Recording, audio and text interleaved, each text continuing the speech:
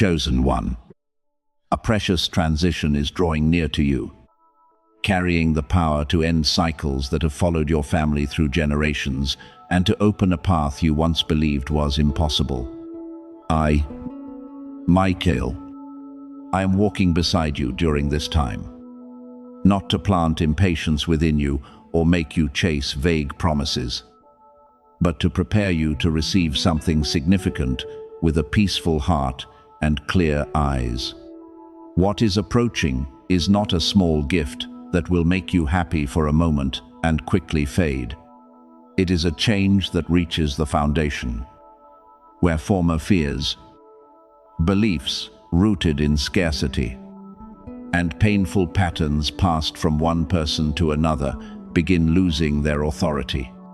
You once looked around and wondered why you had to face the same difficulties endured by those before you, and why, each time you approached renewal, the door seemed to close again. But I want you to know that delay does not mean everything has been denied. Some doors open only when the person standing before them has become mature enough not to lose themselves after entering. You do not need to perform a ritual, write a number, or prove your worth through a hurried action in order for this gift to reach you. The response I desire from you is much deeper. Agree to leave behind the way of living that has kept you trapped. Agree not to return to places that offer you only fragments and call them love. Agree to stop treating scarcity as destiny. Stop calling fear caution. And stop making your dreams smaller merely because those around you cannot yet see what you see. Genuine receiving does not begin with open hands, but with the decision to put down what has been occupying them. If you continue holding tightly to bitterness, shame, and the desire to prove yourself to everyone, you may struggle to recognize goodness when it arrives in a form different from what you expected. Therefore, create a quiet space within where something new can remain without having to compete with former voices. In the past, certain opportunities passed near you when you were not calm enough to recognize them or not confident enough to move toward them. There were times when you hesitated because you feared another disappointment, and other times when you held so tightly that an opportunity became a burden. Do not condemn yourself for what passed. The person you were then could choose only according to the understanding and strength available at that time. I am not returning you to the past so that you will live in regret. I only want you to recognize that you are no longer the person who trembled before every door. You have learned how to observe more carefully. Wait for what is confirmed by action, and stop being easily captivated by beautiful words.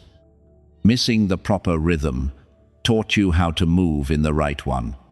This time, you will not act from the fear of being left behind or from desperation for anything to change. You will move with wisdom. The gift approaching carries weight because everything valuable requires responsibility. If it is a financial opportunity, you will need to learn stewardship rather than spending merely to compensate for years of scarcity. If it is a relationship, you will need to bring honesty, boundaries, and a willingness to heal rather than making someone new pay for the wounds left by someone from your past. If it is a position, a voice, or influence, you will need to preserve humility so that you do not become like those who once wounded you. Elevation does not merely bring you to a higher place, it reveals what truly governs you within. This is why I did not allow everything to arrive too soon. When you still required recognition to know that you possessed value, a great gift could have made you dependent upon applause. When you still feared loss, you might have held so tightly that you suffocated what you had once prayed to receive. Now you are learning how to love without controlling. Preserve, without possessing, and receive without losing peace. Perhaps someone has thought about you for a long time, but has not yet possessed the courage to express what they carry within. Perhaps an offer, a conversation, or a new connection is being prepared to appear. Yet do not quickly attach every look, message, or expression of interest to this promise. What truly belongs to you will not require you to convince yourself through a collection of imagined signs. It will reveal itself through consistency, respect, clarity, and responsible action. The right person will not make you chase them in order to guess what they mean, nor require you to surrender dignity to keep them from leaving. If the connection comes, open your heart while still allowing time to perform its work. Do not build an entire future from one powerful emotional moment. Allow truth to grow slowly, like a tree tested by sunlight, wind, and changing seasons before the depth of its roots becomes known. A door that was once tightly closed may also be beginning to move. But remember that not every opening door must be entered. Your name may be mentioned in a room you have never entered. Your ability may be recognized by someone who has never met you. And an opportunity may arrive from a direction you never anticipated. When this happens, examine it carefully, ask questions, and observe the fruit. What is right is not afraid of clarity. If it involves work or finances, read every term and seek trustworthy counsel. If it involves a relationship, observe how the person treats those who cannot benefit them. If it involves a major decision, give yourself enough time to distinguish excitement from peace. I am not telling you to rush forward merely because you have waited a long time. I am teaching you to pass through a door with wisdom so that what you receive can remain sustainable. The restoration ahead may not cause you to forget every reason you once cried, because those tears helped form depth within you, but it will change their meaning. You will no longer see the past as evidence that you were abandoned, but as pages that taught you the value of peace, honesty, and healthy love. What once broke, you will no longer possess the authority to direct the way you live. You may remember without being pulled backward, and look back without desiring to return. Genuine healing does not erase memory. It removes the thorn that continues to wound you whenever memory appears. Then you will understand why certain things had to leave, why some prayers were not answered in the form you desired, and why waiting required you to become steadier. I made you stronger, not so that you would become cold or no longer need anyone. I refined you so that you could love without dissolving into another person, give without emptying yourself, and receive without feeling indebted because someone treated you well. You are no longer someone who will destroy a gift because of fear that it may one day be taken away. You are learning how to remain present within goodness without continually expecting disaster. You can enjoy a peaceful day without wondering when the storm will return. You can be loved without searching every word for evidence of betrayal. You can succeed without apologizing because you moved beyond your family's former limitations. This is the preparation few people can see. The ability to receive joy without allowing former wounds to poison it. My beloved, the greatest transition is not merely what is approaching you from outside. It is the change already accomplished within you, making you no longer compatible with former cycles. You no longer easily return to places without respect, merely because you remember beautiful moments. You no longer accept every burden as your responsibility, nor do you continue treating suffering as the required price of love. Generational curses begin to break when one person decides not to repeat a way of living that has caused the entire family pain. Each time you choose truth instead of concealment, rest instead of self-punishment, and wise stewardship instead of acting from scarcity, you open a different path for those who come after you.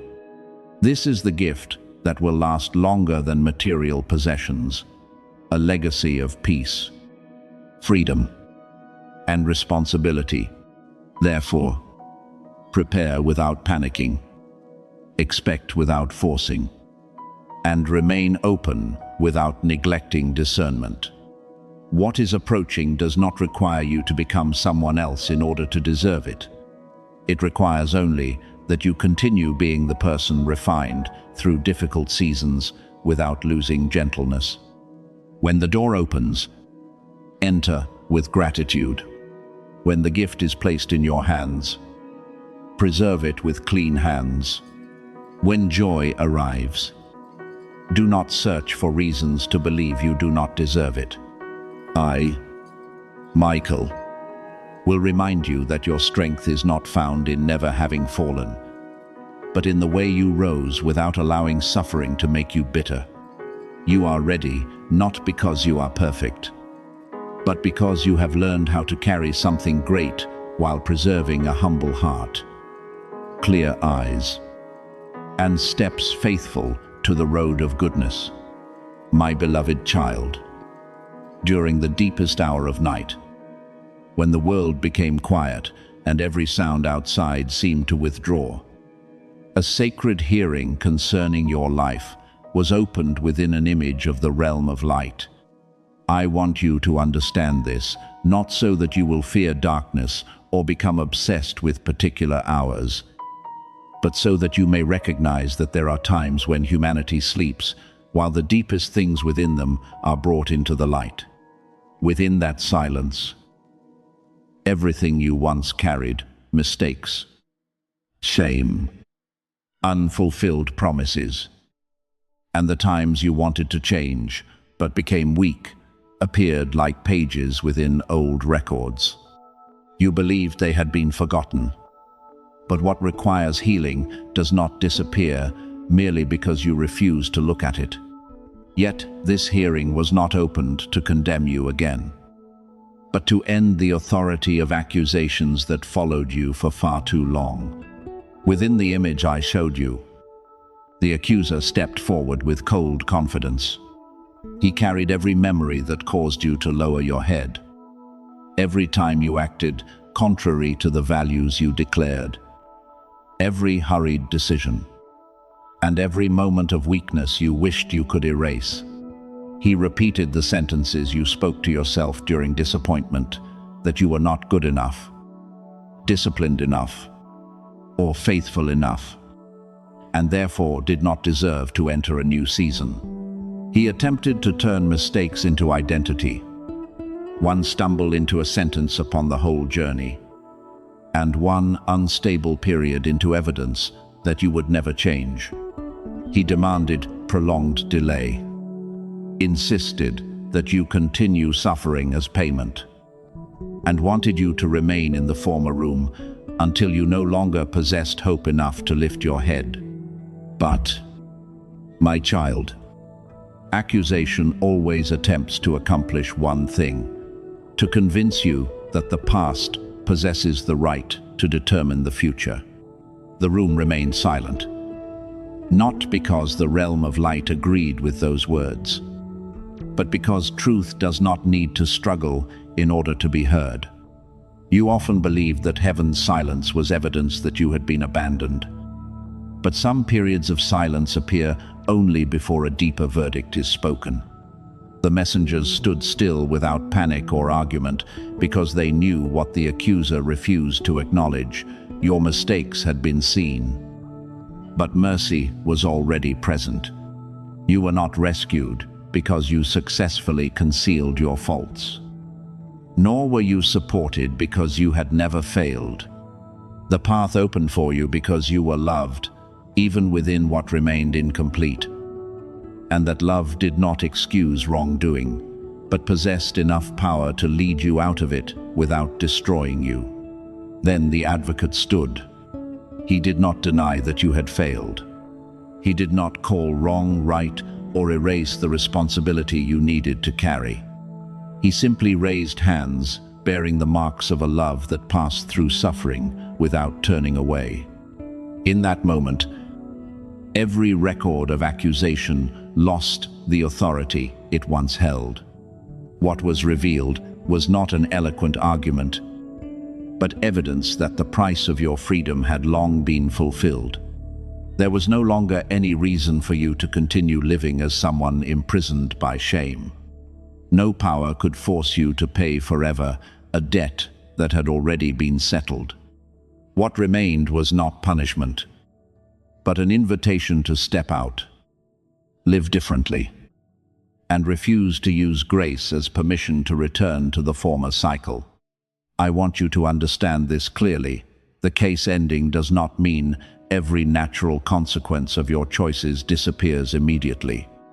There are still things you may need to repair, apologies that need to be offered, habits that must change, and boundaries that need to be established. But you no longer do these things with the posture of someone condemned. You do them as someone who has been released and is learning how to live in agreement with freedom. The difference is great.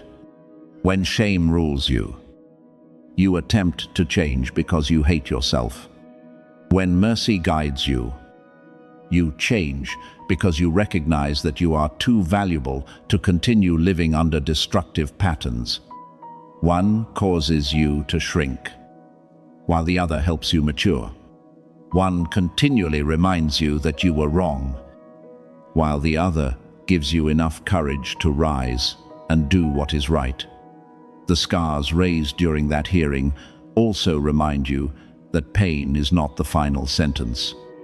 A scar is evidence that a wound once existed, but no longer bleeds as it once did. You are the same. What once made you cry, lose direction, and believe you could not continue will gradually become evidence of renewal. You do not need to hide the past in order to move forward. You need only refuse to allow it to remain upon the throne. You can remember without trembling, look back without returning, and speak about the lesson without continuing to call yourself by cruel names. I do not remove memory from you, I change its authority. What was once a prison will become testimony that the door opened. The accuser attempted to keep you in delay by reminding you that you were not perfect. But no one enters a new season because they have achieved perfection. You enter because you are willing to learn, accept responsibility, and continue changing. Maturity does not mean never stumbling again. It means you no longer use one stumble as justification for remaining on the ground forever. You know how to return to what is right more quickly.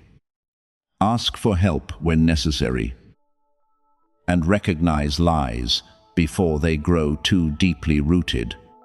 This is why the door can open. It is not because you proved yourself good enough according to every standard, but because you stopped running from truth and began allowing truth to make you free. From today forward, whenever the old voice returns and tells you that you are unworthy, remember that hearing as a symbol of mercy speaking on your behalf. Do not spend hours arguing with condemnation. Answer calmly through the life you now live. When it says you will never change, make one small choice different from yesterday.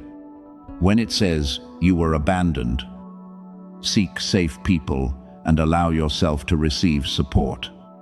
When it says every door has closed, continue preparing, learning, and walking within the light available before you. Freedom is not merely announced once, it is lived through repeated daily choices. Every time you refuse to return to a former cycle, you carry out the verdict of the realm of light within your own life. Do not use the image of this hearing to believe that you are greater than others or exempt from humility.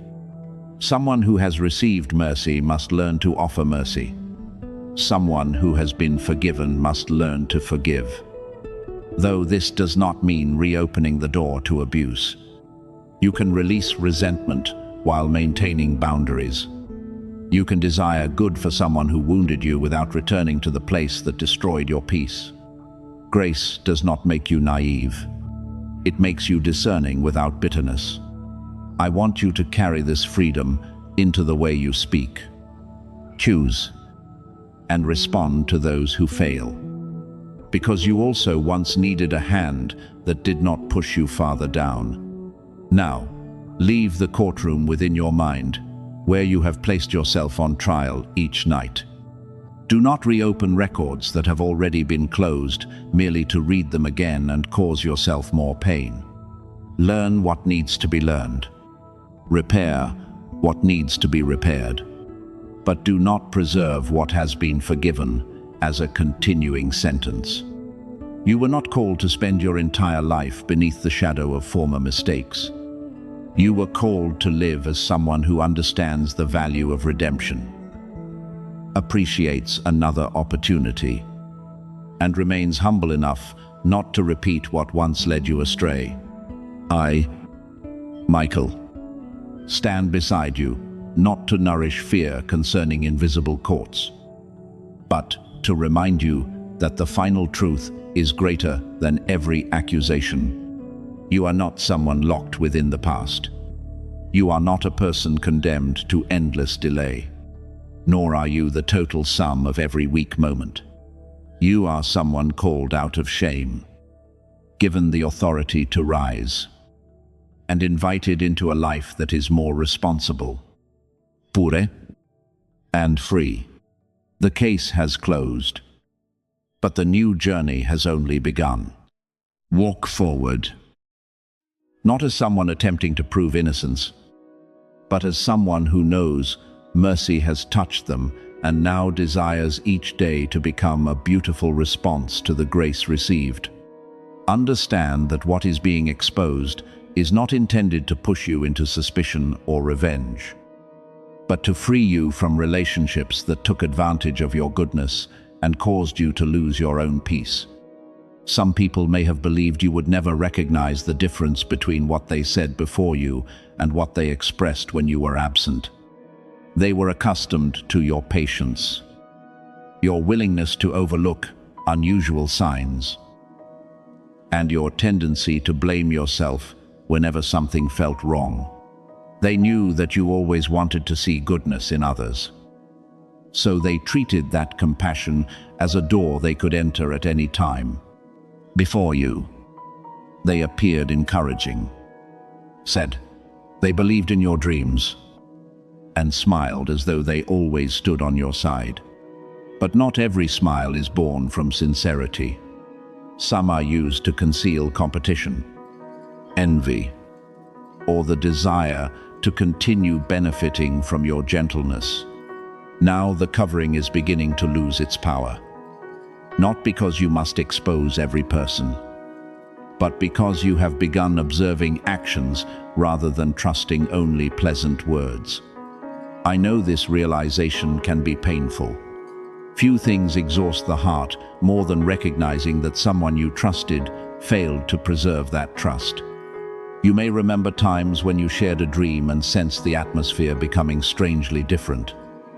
Or when you spoke about joy, only to feel diminished afterward by words disguised as humor. Perhaps you often sensed uneasiness, but quickly told yourself that you were too sensitive.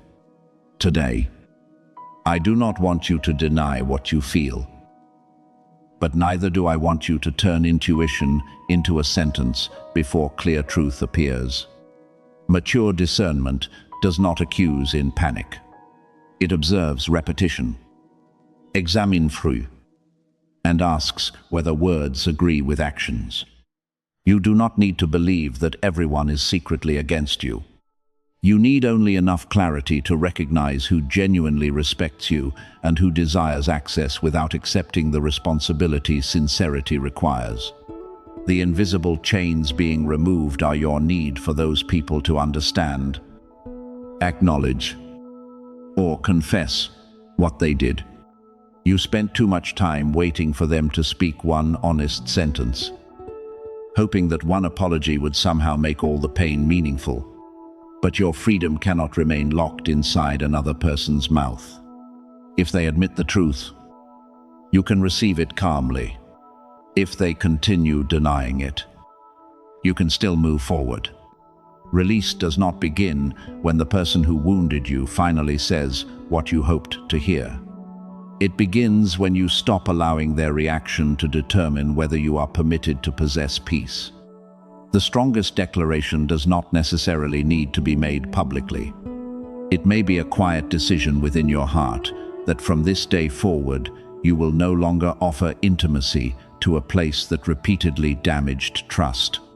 Do not assume that delay in your journey means your requests were forgotten. Some things arrive slowly, because you need time to recognize clearly who can help you preserve joy. If a great door had opened while you were still surrounded by unhealthy relationships, you might have shared too early, granted too much influence, or allowed new joy to become material for competition. The waiting period may not have been punishment. It may have been time in which you learned to keep what was still tender private, establish boundaries, and distinguish those who celebrate your success from those who merely want to remain close enough to benefit. I do not tell you this so that you interpret every delay as proof that someone is blocking you.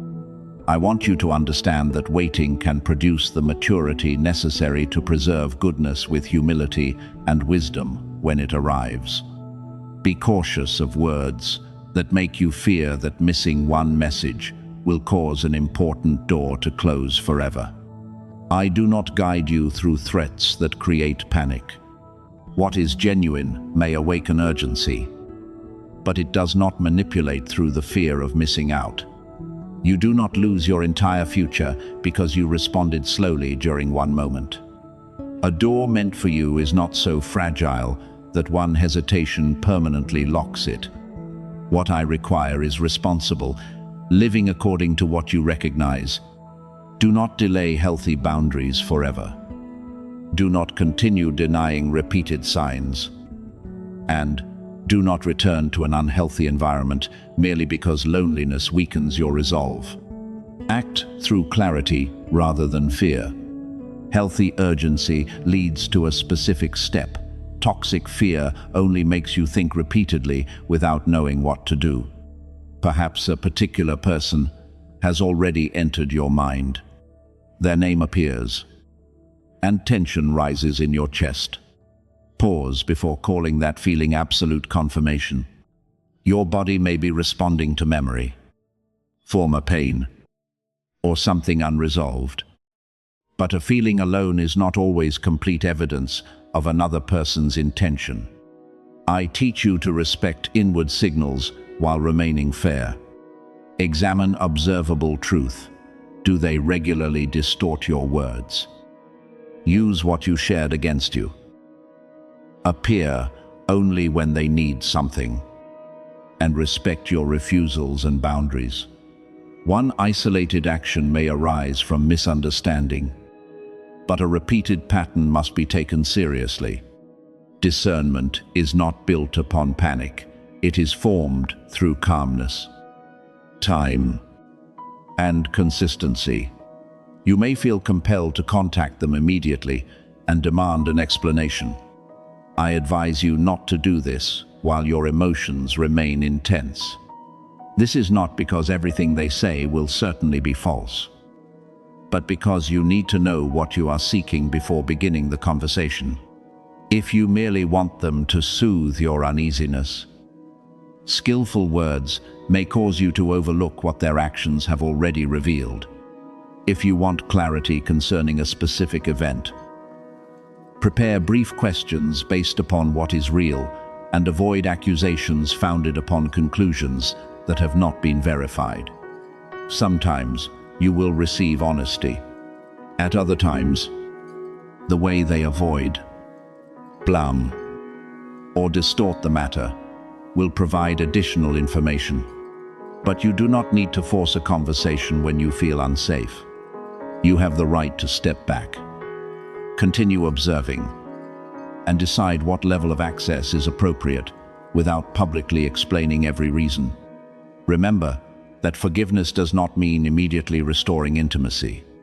You can release bitterness without returning the person to their former position. You can pray for their change without continuing to give them access to every plan, pain, or private room. Damaged trust must be rebuilt through time, responsibility, and clear action, not through an emotional apology offered during one day. If they have genuinely changed, they will respect the pace of your healing, will not pressure you to forget, and will not interpret your boundaries as proof that you lack love. Someone who truly desires repair will willingly carry their share of responsibility. Someone who merely wants to regain access will often become angry when you do not return quickly to the former arrangement. I also want you to examine your own heart so that exposure does not become a fire that burns everything. Do not repeat an unverified story to many people merely to gather allies. Do not respond to mockery by humiliating someone else. Do not use what you recognize as a reason to place yourself above them. You are being led out of manipulation to become free, not to learn how to manipulate in return. Preserve clean speech. Share only with trustworthy people, and seek counsel from someone wise when the situation is serious. If the issue involves money, employment, reputation, or specific rights, preserve evidence and use the appropriate channels. Peace does not make you passive. Peace helps you act without destroying your own position. My beloved, I do not need you to type a word in order to seal your freedom. Freedom is strengthened each time you refuse to return and seek approval from someone who once made you doubt yourself. Each time you preserve what needs protection, and each time you choose truth over comfortable reassurance. If you wish to say Amen, let it mean that you agree to walk in love, wisdom, and self-respect. Heaven does not require a loud cry in order to hear you. A quiet decision preserved over many days carries more weight than hundreds of declarations that exist only within one emotional moment. Now allow truth to reveal itself in its own way. What is sincere will endure light, while what is false will gradually contradict itself. You do not need to chase every secret or force every mask to fall through your own hands. Preserve peace. Observe actions. Establish boundaries. And continue moving. What once confused you will become clearer when you are no longer standing so close that you are pulled into it. What wounded you can be redeemed into wisdom so that from now on you may love without blindness. Give generously without abandoning yourself, and remain sincere without offering your entire being to someone who has not demonstrated trustworthiness. I am with you throughout this process, not planting fear, but teaching you freedom from fear, not causing you to distrust everyone, but helping you recognize who can genuinely walk beside you into the new season.